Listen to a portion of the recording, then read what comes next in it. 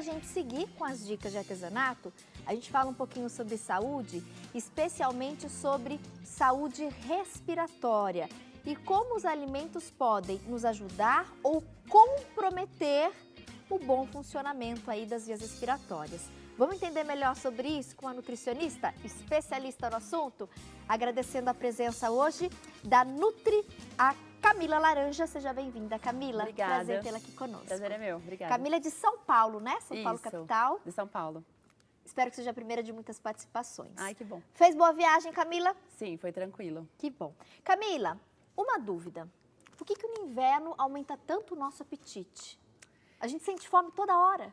Na verdade, assim, fisiologicamente, não é que o apetite realmente aumenta, mas a gente acaba, assim, ficando um pouquinho mais preguiçoso, fica mais em casa, né? Culturalmente, as pessoas falam, inverno dá mais fome. Não que fisiologicamente o inverno realmente vai aumentar a nossa fome.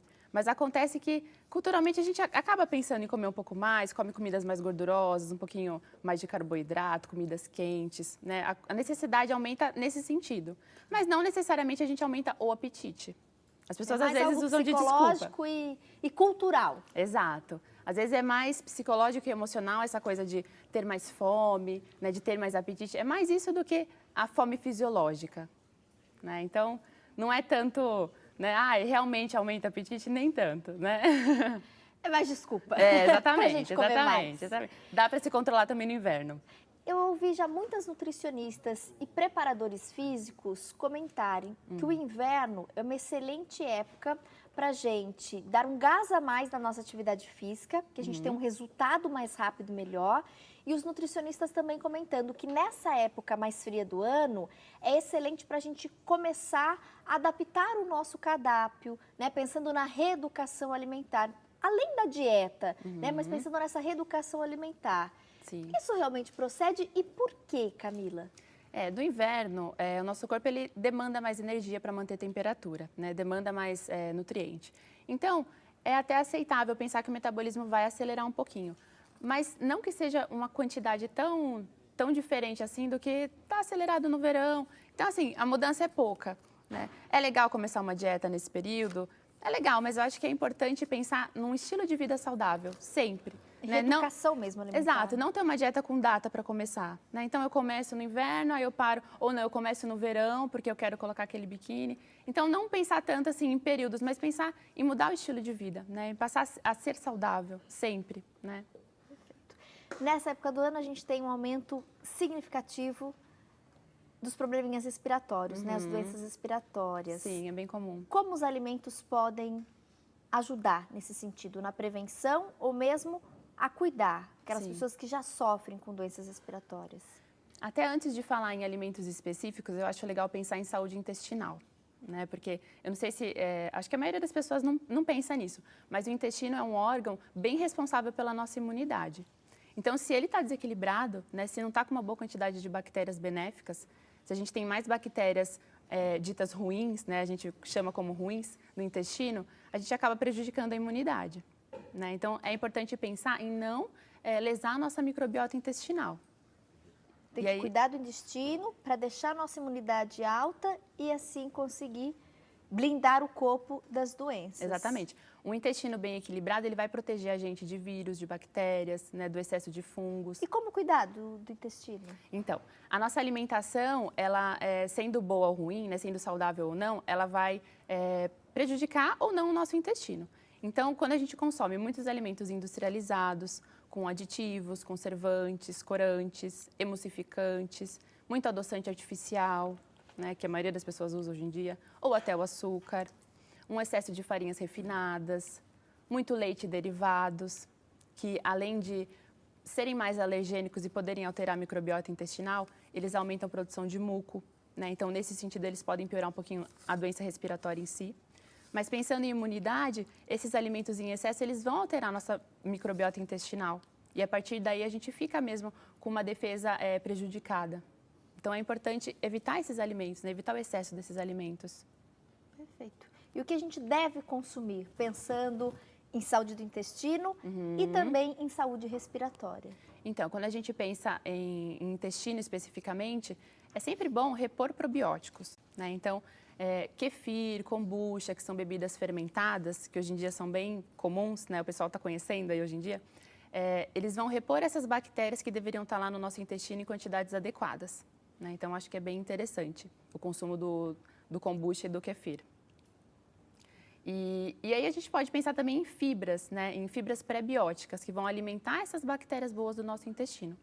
E aí tem alimentos como o alho, né? Que tem essas fibras pré-bióticas.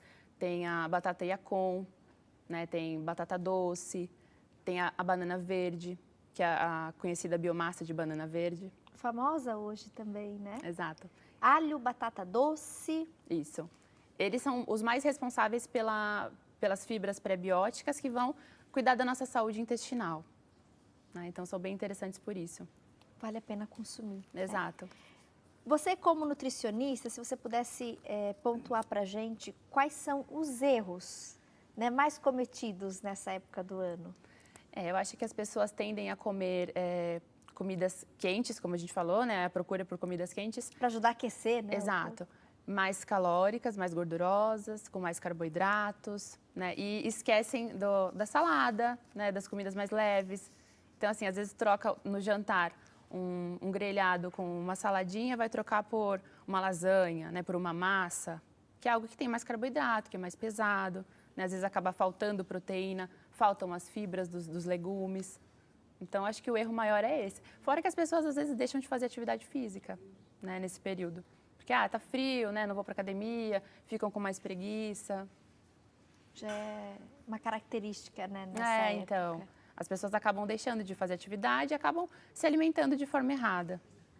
Perfeito. Temos mais algumas telas? Vamos colocar, diretora, para a gente poder aí ir pontuando a nossa entrevista? Gengibre. O gengibre é bem interessante. Famoso, né? Exato. Anti-inflamatório natural. Exatamente. Anti-inflamatório, antiviral, antimicrobiano. Então, é bem interessante usar o gengibre no formato de chá ou até usar para colocar na sopa, né? Ou o gengibre em pó, também é interessante. E ele vai ajudar bastante na imunidade. Você comentou do kombucha, né? Isso. A gente faz em casa? Então, dá para fazer em casa, né? Você pode... para fazer em casa, ele não é vendido. Então, as pessoas costumam doar, né? Uma comunidade de leveduras e bactérias que você... Comunidade, eu digo, né? É como se fosse... O kefir, por exemplo, ele... Como kefir? É como se fosse um grupo, né, de bactérias que você pega de alguém que tem e você vai começar a cultivar na sua casa. Já o kombucha, ele tem um formato diferente do kefir. Mas ele é uma mistura de bactérias probióticas e de leveduras. Entendi. Então, os dois dão para você ter em casa e cultivar. Como? O processo, geralmente você vai deixar ele, se for de água, que é o que eu mais recomendo, tanto o kefir quanto o kombucha, geralmente é de água, mas o kefir pode ser de leite. Então, você vai receber essas cepas, né, de bactérias e leveduras e vai cultivar elas em água e açúcar. E aí você vai renovando e trocando essa água para formar essa bebida gaseificada. O kefir parece uma sementinha mesmo, né? É até difícil de explicar, mas ele... É esse que está aí na imagem, inclusive, viu, gente? Exatamente. Ele é... Eu não sei se antigamente o pessoal fazia muito iogurte com probióticos, que também eram doados. Então, é como se fosse isso. É uma quantidade, assim, de bactérias todas juntinhas, que geralmente são brancas ou transparentes. Elas se agrupam, né? Isso, elas ficam todas juntinhas. E o kombucha tem um formato um pouco diferente, mas os dois dá para fazer em casa. E para o intestino... É muito legal. É super indicado. Muito legal. E em alguns casos é legal até usar algum suplemento mesmo, né? Então, indicado pelo médico ou pelo nutricionista, casos específicos a gente usa suplementos. Mas dá para ter em casa também. Qual a dica de ouro para quem quer aí aproveitar esse inverno, tomar aquela decisão, Tati, agora eu vou cuidar do meu corpo, quero emagrecer, porque no inverno é mais difícil, a gente fica mais preguiçosa, né? Mas se a gente conseguir superar e vencer essa preguiça, tem alguma dica, algum truque? Como perder quilos com mais eficiência no inverno? Eu acho que principalmente fazer atividade física, né? Não deixar a atividade física de lado. Em relação à alimentação, não deixar de comer legumes e verduras. As pessoas deixam de comer porque é salada fria, tá frio, eu não quero comer salada nesse período. Então, troca por legumes cozidos, né? Faz uma sopa mais leve, uma sopa sem muitos carboidratos, com mais legumes leves, com proteínas. Então, dá sim para fazer trocas, né? Dá para fazer uma lasanha sem a massa, dá para colocar berinjela, dá para colocar abobrinha, dá para inventar coisas, né? E coisas saudáveis e que sejam quentinhas e gostosas para esse período. A questão da água, Camila. Wilson, depois você pega o tablet, por favor, para a gente monitorar as perguntinhas das redes sociais. A gente sempre ouve falar que é preciso consumir muita água, né, ingerir muito líquido. No inverno, as pessoas reclamam muito porque não tem sede. Ah, Tati, mas eu não sinto sede no inverno, né? Eu diminuo muito a quantidade de água ingerida. Isso pode ser um problema? Qual a orientação nesse sentido? E até uma recomendação É diária. importante tomar a quantidade normal de água em qualquer período do ano, seja inverno, verão. Se você transpira um pouco mais no inverno, você vai tomar, no verão, você vai tomar um pouco mais de água, né? Mas no inverno, não é porque você não está transpirando e você não tem sede que você vai deixar de tomar a quantidade exata de água. Então, o fato de não ter sede não é um preditivo para você deixar de tomar água. Tem que tomar água mesmo sem sede. Tem que tornar um hábito, né? Isso, tem que ser um hábito diário, não tem época do ano para tomar mais ou menos água. A não ser nesse caso que eu falei, se você está no verão, está fazendo muita atividade física, você vai perder mais líquido pelo suor, então tem que repor um pouquinho mais. Mas, no geral, tem que tomar água sempre, tem que tomar bastante água. Tem gente que não tem sede nunca, nem no inverno, nem no verão, então tem que tomar água, né? Mesmo sem ter sede. Você vai acostumando o organismo. Andar sempre com uma garrafinha de água é uma boa dica, né? Exato. Porque às vezes as pessoas ficam com preguiça. Ah, tô sentada, tô trabalhando na mesa, no escritório, ficam com preguiça de levantar. Então a garrafinha já tá ali do lado, não tem desculpa, né? É esticar o braço e consumir. Aqui no programa a gente tá sempre com um copo d'água, em todas as mesinhas, em todos os cantinhos. É ótimo, é isso mesmo. Pra toda hora ali, né? Tem que ser um hábito. Hoje em dia tem até aplicativos que avisam, né? Ah, deu a hora de tomar água. Então, é uma solução, né? Para quem não lembra, para quem trabalha o dia inteiro, fica na correria e não consegue parar para tomar água. Legal. E aí, reforçando então os cuidados, pensando, né, nos alimentos que vão aí ajudar a gente a cuidar da saúde respiratória e também do intestino, que você falou que está super relacionado, né, com essa saúde respiratória. Então, destacando, nós falamos, o gengibre é uma excelente opção. Sim. O alho. Sim. Os probióticos e os prebióticos, né? São as bactérias boas, né? Exato. Batata doce. A batata doce por ser uma fibra prebiótica, que vai ajudar por ter fibra prebiótica, né? Para ajudar no intestino. Então, a gente tem o coco também. Coco? O coco. Tanto a polpa do coco quanto o óleo de coco extra virgem são interessantes. Ajuda a fortalecer a nossa imunidade, cuidar da saúde respiratória? Sim, principalmente a imunidade, né? Porque o coco ele tem propriedades antivirais, ele tem o ácido láurico, né? Que é bem importante para isso.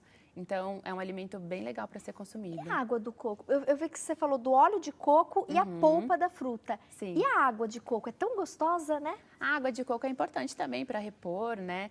Quando a gente faz uma atividade física, ou até para tomar no dia a dia. É porque na polpa e no óleo, as concentrações do ácido láurico é maior, né? Mas a água de coco também é ótima. Vale a pena. Vale a pena. Temos mais um alimento. Pode colocar, diretora, na tela? A geleia real. Isso. Tanto a geleia real quanto o própolis, eles já são bem conhecidos, né, para essa questão de imunidade. Então, vale a pena incluir também, né? São dois alimentos que, acho que se a gente pudesse escolher, são até um dos melhores, porque tem uma concentração bem grande de polifenóis, né, de compostos bioativos, é bem interessante. Eu me lembro quando eu era criança, minha avó sempre falava do mel, né? Que o mel é um excelente protetor para a nossa saúde. Também é interessante, né? E aí a gente tem a geleia real, que você destaca, e o própolis. Exatamente. O própolis, inclusive, muitas pessoas têm até o hábito, né? Eu, recentemente, estava com um probleminha de garganta, né? Borrifar ali um pouquinho do Sim, do e até o própolis. extrato puro de própolis, porque a gente tem o costume de usar esse que já vem com mel. Mas o extrato puro, que é mais concentrado, é mais legal ainda.